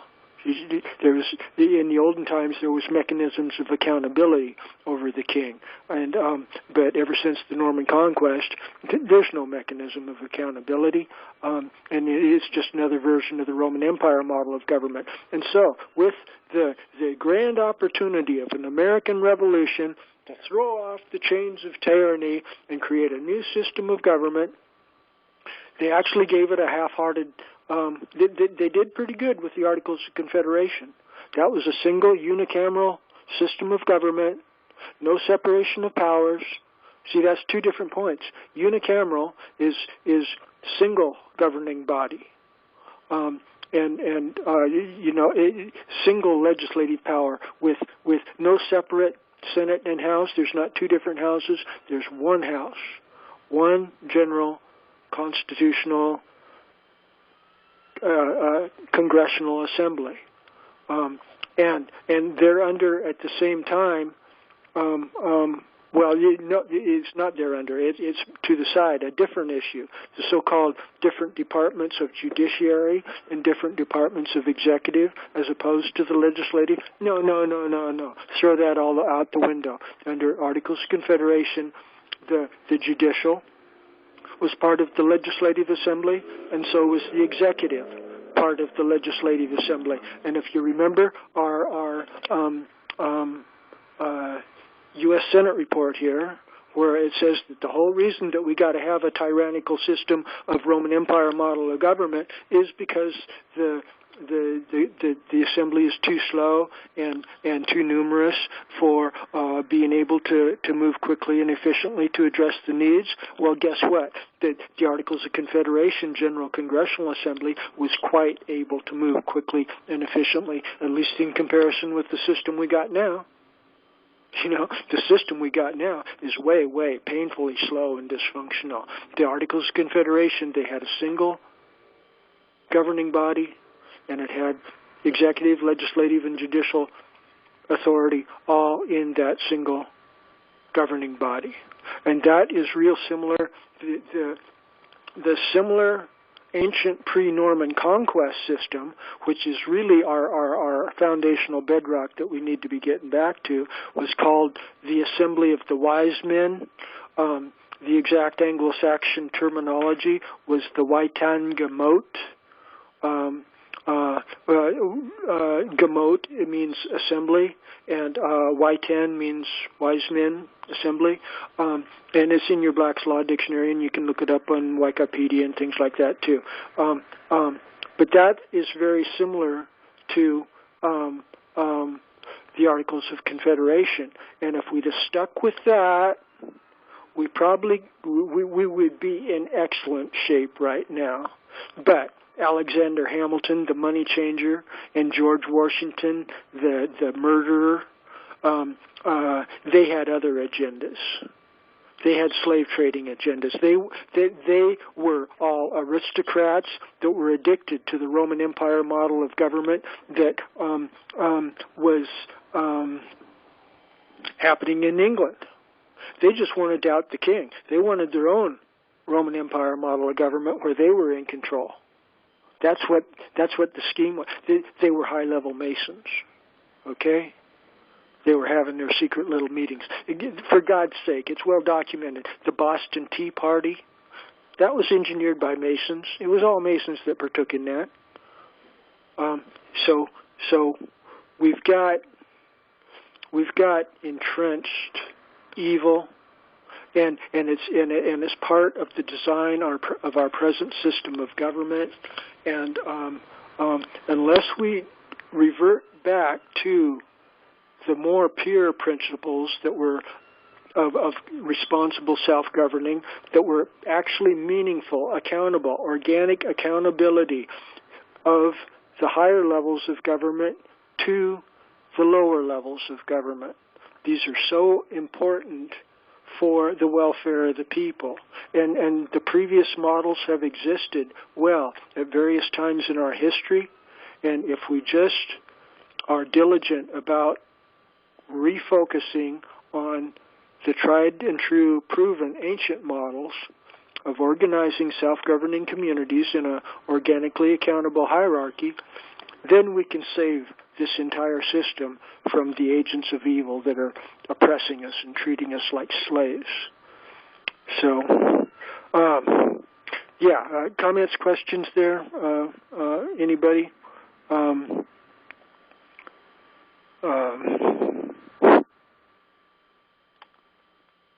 We're doing quite a little bit of ranting here. I'm doing more than my fair share of the discussion here. I do appreciate people that are participating, like Lewis and Shane there. And I even appreciate the people that are just here listening. I appreciate everybody. Positive vibes for everybody. But last item on the agenda. Are we actually going to get to, I think we're going to get to the last item. We are getting close to our cutoff time. Oh, we're getting right close to our cutoff time, Lewis. We might actually end right with a formal business meeting completed and no after discussion. Anyway, agenda item 12. Is there any new cases or agenda items that anyone would like to bring before our court so that we can put it on the agenda for our next Saturday conference? Anybody? Anybody? Yoo-hoo. Not hearing anything.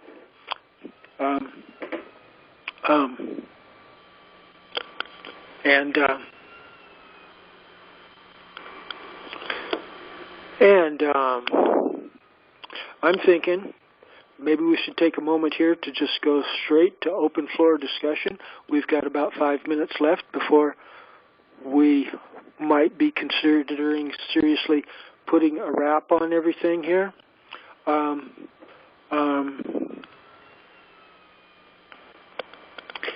Does anybody have anything that they would like to talk about at all?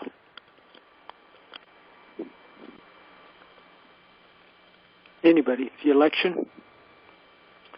Foreclosure cases? QAnon? I've got a suggestion perhaps for next week's agenda, just on an open floor section. How there may be some others on this call that are involved in some of those efforts, which with groups of people that are attempting to re-inhabit and reform the Republic. Specifically, you mentioned the Articles of Confederation. There's a group that is, in fact, has undertaken that effort, and you know that I spent some time with.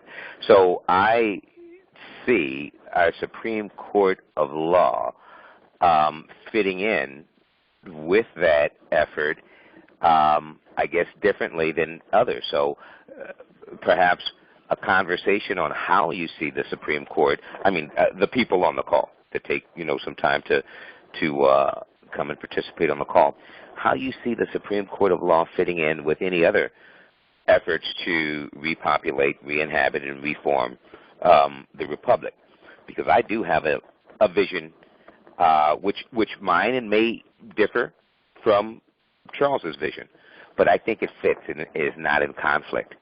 And that perhaps would be something that I'd like to discuss on next week's call, because I think that there may be some other people, as I mentioned, on this call that are involved in other efforts. And do they see this fitting in, what we're doing, and the Supreme Court of Law, period, or do they see it in being in conflict? So I yield. That was a suggestion for next week's agenda. All right. I will put that on next week's agenda. And that opens up the related issue of trying to coordinate with other groups, so that we can all come together harmoniously and take the country back from the agents of evil here. Yeah, I'll definitely plan on putting that on the agenda. We could jump into that for a discussion right now, but I imagine you're following your 2-hour schedule there, and for yourself anyway, it'd probably be better to just table it until next week. Is that correct, Lewis? That is, Charles. Okay. Thank you. Okay. Well, but I did want to put that out there for some others to give that some thought as well. I'd like to hear from some others on this call next week as well. So just kind of wanted to plant that seed. Yeah. Good work, Lewis. Okay. Well, I'm going to float a proposition that we conclude our meeting here right at our 5-hour mark. We don't have a whole lot or our 2-hour mark, I should say. we don't have a whole lot of people competing for the microphone here. Most of us have other projects that are worthy of our time and attention, so we don't want to just lollygag around here if we're not accomplishing anything. So one final call. Is there any comments or questions or propositions from anybody in attendance in the conference here before we try to put a wrap on it and conclude our conference here this meeting? Comments or questions from anybody? Final call here. Yes, this is Roland. Roland, what state are y'all in? I'm in Texas. Lewis there is in Michigan. Yeah. What are you thinking, Roland? I just wanted to know, asking about electors, would it have to be for your state or what? Well, we're very organic here, and that issue of which state is pretty much custom tailored for the individual elector. We can recognize electors in just the USA here, and we can worry about what state they're in or what county they're in or what precinct they're in later on down the line, depending on how much detail each of the individual electors decides to embrace. But we're willing to start certifying electors here on just a national basis, and anybody that seems like a reasonable person here will get my affirmation, and I think that's a good process. Does that answer your question, Roland? Yes, it did. All right. Well, I'm glad to see you with us here, and I do hope you'll continue with us. Usually our conferences are much more energized than this. People start competing for the microphones and stuff, but tonight here was rather tame and not much competition, and which has its own advantages. It's a nice, peaceful discussion that way. But yeah, I do hope you'll join with us in the future, Roland, and everybody else. I will. I do a lot of listening. You know, I'll come in occasionally, but I do a lot of listening. You know, the sad thing, my family's been involved with this since the 60s, and it was shown to me when I was 14 years old, and, you know, I was in school and still being brainwashed, and I just couldn't believe it. And now that I'm living it as an adult, I see it every day. Yeah. We're nothing but their ATM machine anymore now. Uh-huh. Yeah. Like the battery in the Matrix, you know, we're just used to energize their system. They're feeding off of our energies. If you study it out, it's highfalutin people or high up. A group of people has decided they're going to make their living off of us, while claiming they're serving us. Mm-hmm. And the Bar Association, somehow we got to get rid of it. It's what the problem is. Oh, yeah, they're at the center. That goes to the corruption of the judiciary. The entire judiciary is corrupted. That Bar Association wouldn't be a problem for us if it wasn't for the judicial officers that are choosing to recognize that Bar Association. Well, they are the bar. They're a member of it also. Yeah, but they gained the power to do that Bar Association gobbledygook through their monopoly on the judicial power. Yeah, I mean, truthfully, I think the bar is running all the courts and just giving the state a cut of it. Well, it gets so blurry there. You know, does the tail wag the dog, or does the dog wag the tail? The bar and the judicial officers, they're incestuous. They're working together in their own criminal act. One can't get along without the Yeah, other. yeah. Okay, you got me hooked. Nikki, there we go. Okay, you want to know what happened? You know, that Constitution, that CON, was drafted in 1787. In 1785, the dictionary definition for states is nobility. And you can look it up in Webster's 1828 dictionary. It was still one definition for states, S-T-A-T-E-S, nobility. Are you aware of that? You've made me. Go ahead, Roland.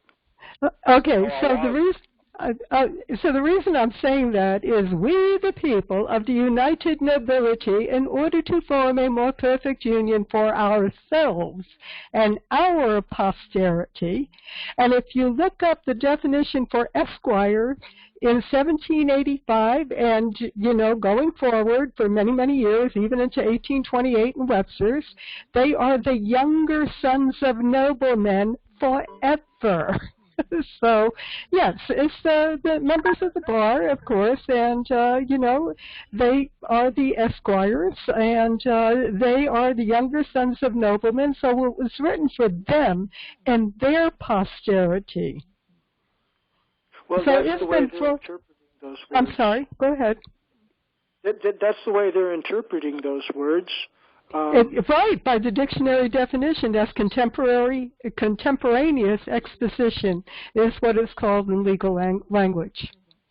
Well, if I might, I think the word nobility is similar to aristocracy, and Thomas Jefferson made some good statements about natural aristocracy, and I think that is similar to what would be in common law terminology the inner circle of the judicial officers. It would be people that rise on merit rather than just heredity of from the reptilian bloodlines, or however you want to look at it. Yeah, but and the thing is, Charles, and I'm not, I'm not adversarial to any of this. Just you bringing forth the definitions at the time that they were. That the things were being done. And the Magna Carta was brought forward because of King John's concessions to Pope Innocent III, and which turned over the entire British Commonwealth into a feudalistic form of serfdom to the Pope, that Pope Innocent III, for him, his successors and assigns going forward. So with that in mind, keep in mind that the barons, it was the nobles, they were barons who came forth and said, hey, we've had enough of this, and that established the common law. However, I like using the term natural law because we are to assume amongst the powers of the earth the separate and equal station to which the laws of nature and nature's God entitle us. And we are at that course of human events, according to, 1776, the Declaration of Independence. When in the course of human events, which we're at now, it becomes necessary for number one, for one people to dissolve dissolve the political bands which connect them to another. And that's what we're dealing with now. It was the Whigs and the Tories back then in the 1700s, and prior to that, in Yeshua's day, in the first century, it was the Pharisees and the Sadducees. And everyone has had to overturn the tables of the money changers.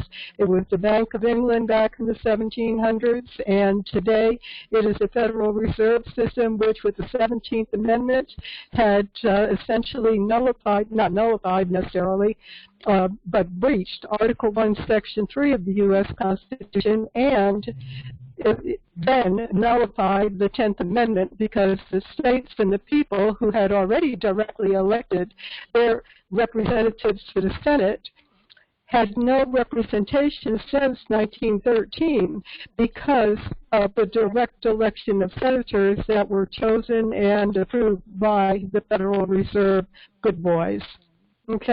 Good boys, or not good boys, but you know what I'm talking about. So anyway, there's some historical evidence that has been thrown since the get-go, and I'd like to see actually that brought before a jury of our peers. Just, all the fraud that has gone on since the beginning based on the contemporaneous exposition of the words at that time that it was written. And the people who have aided and abetted them ever since. legislators that, create the political bands that bind us to this court system that, hey, constitutions mean nothing. And I can show you more, as far as, the wording of that preamble in Massachusetts, Connecticut, and Virginia.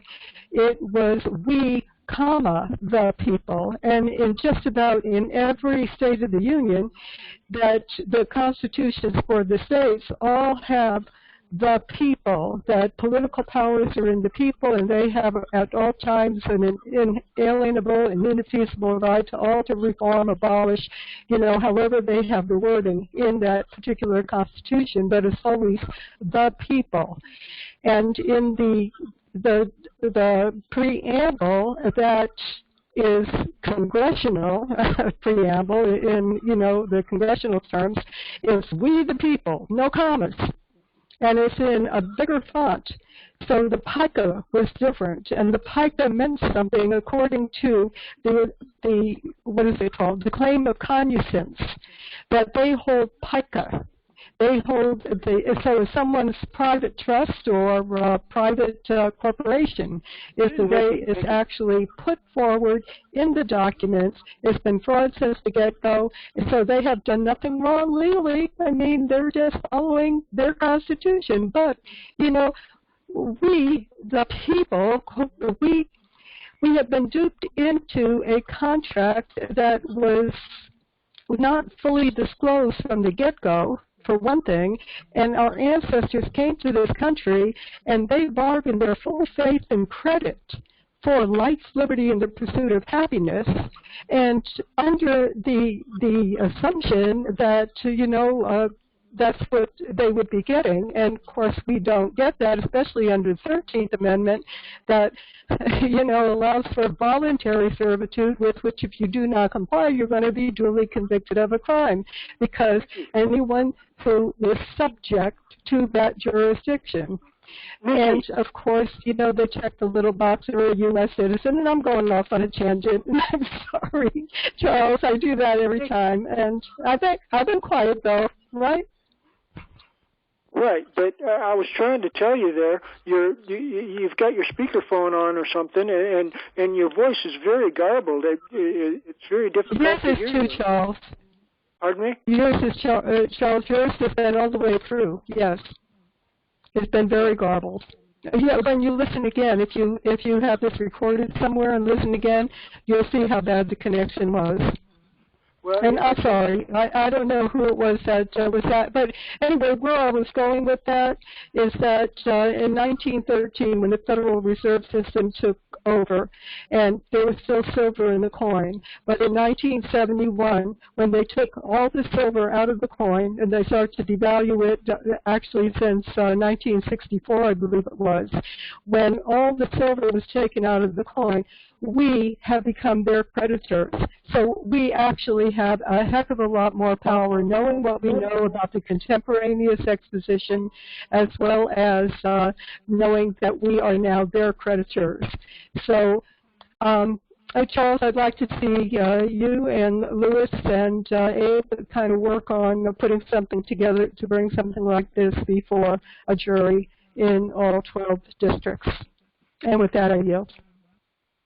Okay. I would like to comment on something what Nikki was saying because actually this is Cynthia.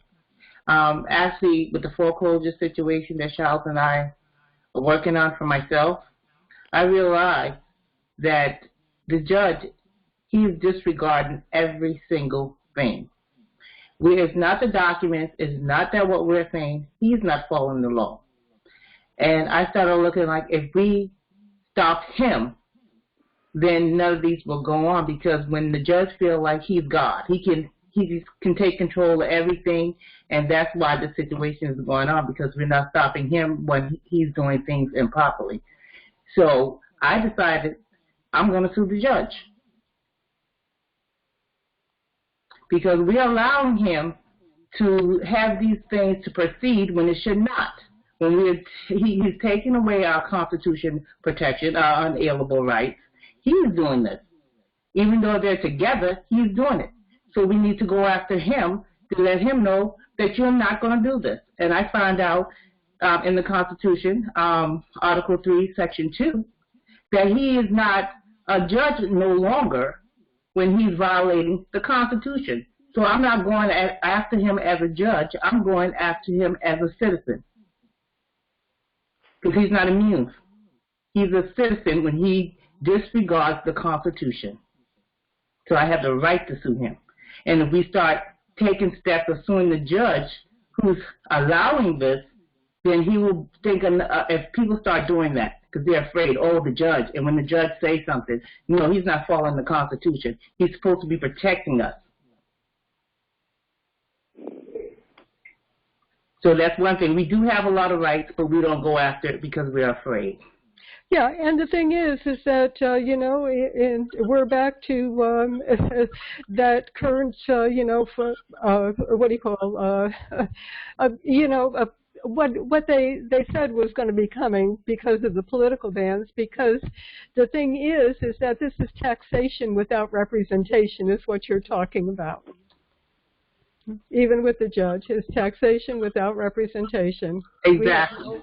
Yes, but they put it subtly and, you know, sneakily into the origination of that con, that U.S. con, the United Nobilities con, based on the wording of that day. Yep. I hear you, Cynthia, loud and clear. That's why my argument is not going to be all over the board. It's going to be straight to the point. No jurisdiction. Put the laws in it. I'm not going to go, no, show me an injury. You cannot show me that, then I'll take it to another court. I'm going to sue your butt. And the thing is, you were the creditor to begin with. It was based on your Exactly. And I'm changing it. I'm the plaintiff here. I own that property. Mm-hmm. You show me your interest in this property.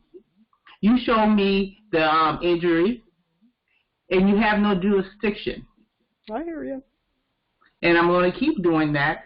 And when he violated, which he already did, I'm going to do a lawsuit on him. And I'm going to take it as far as I possibly can. And when people start doing this, you just take a couple of people to start doing this. And actually, this is the time it's going to really happen because of the coronavirus. People's not working. It's going to be a lot of foreclosures. And when these people see that they have rights, and when you put somebody in a situation when you know you have some rights and they're not even paying you no attention, and now you can't have a roof over your head or have a roof over your head for your family, we're going to start fighting back. And it just take a couple of people to start doing it. And it's going to be a big, major deal because people are losing their homes because of the coronavirus situation. And they're waiting for that because they're not giving you any relief to tell you, oh, you don't have to pay your payments for 4 months. And then when everything's okay, you got to come up with 4 months of payment? That's crazy from the beginning. If you can't pay 1 month payment, how are you going to pay 4 months? So this is the scheme here. Just like this whole election deal, we have to realize, no, we got to pick one evil against the other evil. That's really crazy. No, we need to stop letting evil control us and say, no, you have no room in my home here. We shouldn't have been picking Biden or Trump because we have a problem with that because there's no Biden, there's no Trump. It's the 1%, the elite, the 13th family. There's no such thing as Democrat and Republican. There is a dominant and controlled system. And we realize that is one entity that you will call Lucifer. Say, I want to take over all of God's children. These people are just puppets. And they're making you think by you choosing someone and then separate us from black and white and Chinese and whatever. You're none of these things. Their body is not you. You're God's children. That they're taking control of it is a spiritual warfare. And once we sit here and divide our home, we will be conquered at all times. And I can't explain that no more than another. It's unity. Getting together and saying, no, you leave. And Iceland is a very good example. They put all the bankers in jail. And they then did it by me going to court and asking my enemy to save me. They say, no, what Charles was talking about, we didn't ask if we're going to do it, but we can't do it by ourselves. We got to unite, and that's one major thing that we have to learn, to find some way that we can unite together. And so we're tired of it. And I guess some people have to have a lot of fire behind their butt, get burned so bad, because actually I had to get burned somewhat as well for me to start fighting back, because I don't want this. I'm not going to tolerate it. And there's no fear in me about if I'm going to tolerate it or not. Because you're not free. So hiding in the jail cell when the door is open is not helping none of us. So we need to figure out a way. No, I don't have all the answers, but I know that by listening to everything, nothing's going to happen until we stop this division and realize that we are God's children and we should not be treated, and we have the right to choose our own, make our own choices, as long as we're not harming another sentient being, and no one has the right to take that away. I yield.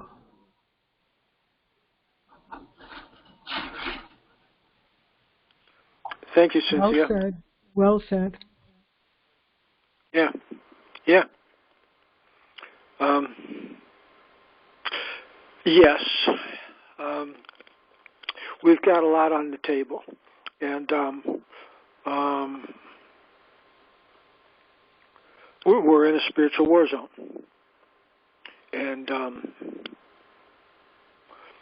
we need to keep our lines of communication open with other good people, because it's a spiritual battle, and there will be moments where each of us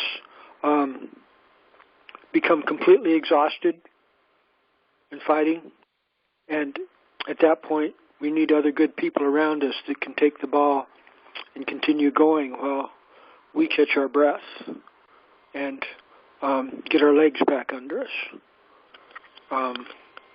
So this is the importance of building our communities, so that somebody is always standing on the watchtower, watching for the aggressors coming against us, because they are relentless. But we probably ought to keep this conference short. We're down to just 4 of us here, and I'm really glad for the other 3 of you here. This is a good discussion, but I think we should put a wrap on it here, unless there's any other comments from any of the other 3 of you here. Anything any of the other 3 of you want to say as concluding comments here? No, Charles, but I do have to go. So anyway, thank you all. I really appreciate what you're doing, Charles. Okay, take care. Yahweh bless. Good night, Nikki. All right, this is the 7th of November, 2020. I am Charles Stewart, and the business portion of our conference is definitely concluded. Oh, let's see, what time is it here? Yeah, about 20 minutes ago. We should have formally announced the conclusion there, but a little bit late there. And last call, Roland or Cynthia, any final comments? No, I'm just going to say good night. It was nice. I'm sorry I was late. We're okay, sister. I'm sure you were doing something important there. Yeah. But, yeah, same time, same channel next week. And with that, I guess we'll put a wrap on it and call it the end of this Supreme Court of Law conference for November 7th, 2020. And hit the recording button. We are concluding. Good night, everybody.